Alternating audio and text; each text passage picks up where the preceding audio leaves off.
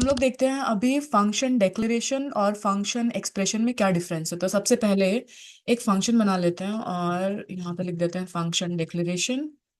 तो फंक्शन को कैसे हम लोग स्टार्ट करते हैं, फंक्शन कीवर्ड लगाएंगे, फंक्शन का नाम देंगे, एक फंक्शन ले लेते हैं सम फंक्शन, और यहाँ पे दो वैल्यू पास कर देते हैं ए और बी, और हम यहाँ पे रिटर्न करवा करवा लेते हैं इनका समेशन ए और बी। अब इसको एक काम करते हैं, कॉन्सोल कर लेते हैं, कॉन्सोल डॉट लॉग, और फंक्शन को इन्वोक करेंगे तो सम फंक्शन, और यहाँ पे दो वैल्यू एक्सपेक्ट कर रहा है ये, तो कोई भी दो वैल्यू पास कर देंगे। ठीक है। तो जब हम फंक्शन को इस तरह से लिखते हैं और इस तरह से इन्वोक करते हैं तो ये इसको बोलते हैं फंक्शन डिक्लेरेशन। ठीक है। लेकिन फिर फंक्शन एक्सप्रेशन क्या होता है? जब भी हम फंक्शन लिखते हैं और उसको किसी वेरिएबल में असाइन करते हैं तो उसको फंक्शन एक्सप्रेशन बोलते हैं। तो जैसे कि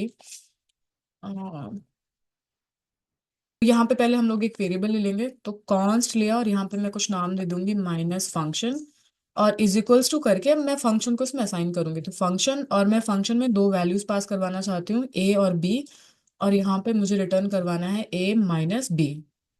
ठीक है। और इसके बाद हम लोग इसको कॉन्सोल कर लेंगे और इन्वोक कर देंगे फंक्शन को। इसका क्या नाम है, माइनस फंक्शन, इसको कॉपी करेंगे यहाँ पे, और यहाँ पे दो वैल्यूज पास करवा देंगे। ये हो गया। सो यहाँ पे अगर आप देखोगे भी तो ज्यादा कोई डिफरेंस नहीं है, मतलब जैसे आप फंक्शन को इन्वोक कर रहे हो वो तो एकदम सेम है तरीका, कुछ डिफरेंस नहीं है। ठीक है उसमें।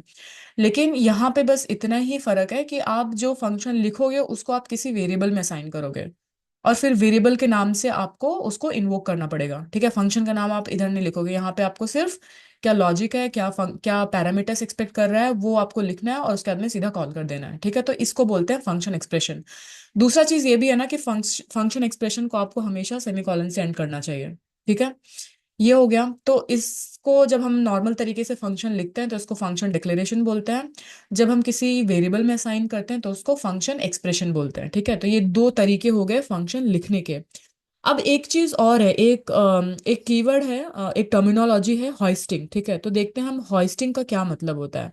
तो हॉइस्टिंग में मैं इतना बहुत डिटेल में नहीं जा रही हूँ, थोड़ा सा मैं आपको बता दूंगी कि यहाँ पे बस मूव करके बता दूंगी कि क्या क्या फर्क है। ठीक है। तो आप मान लीजिए कि आपका ये फंक्शन है जो हमने यहाँ पे लिखा है, और अगर ये जो कॉन्सोल डॉट लॉग है, ये जो मैं इन्वोक कर रही हूँ फंक्शन को, अगर मैं इसको यहाँ से हटा के और यहाँ पे कर दूं तो क्या होगा? अभी देखो मैंने यहाँ पे पहले ही फंक्शन को इन्वोक किया है और यहीं पे मैं कंसोल लॉग करवा रही हूँ इसका। ठीक है। पर फंक्शन तो मैं बाद में लिख रही हूँ, है ना? तो क्या ये एग्जीक्यूट होगा? देखते हैं। ठीक है। तो आप देखिए ये एग्जीक्यूट हुआ है यहाँ पे। ठीक है। इसका रिजल्ट 7 आ रहा है।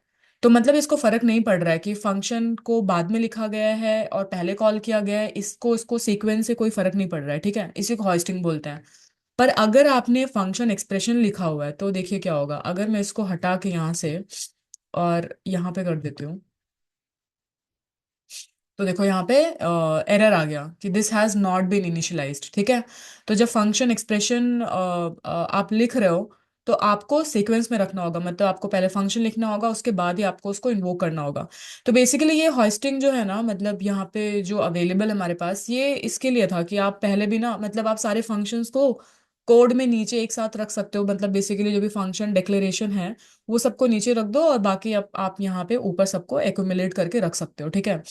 पर वो इतना रीडेबल होता नहीं ऑनेस्टली। ठीक है। रीडेबल ऐसा ही होता है कि आपका पहले फंक्शन लिखा गया है उसके बाद वो इन्वोक हुआ है, तो वो ज्यादा रीडेबल है। बट ये जो हमने किया ना अभी यहाँ पे कि फंक्शन को बाद में लिखा है और उसको हमने ऊपर इन्वोक कर दिया था पहले ही, ठीक है ना, इसको हॉइस्टिंग बोलते हैं। ठीक है।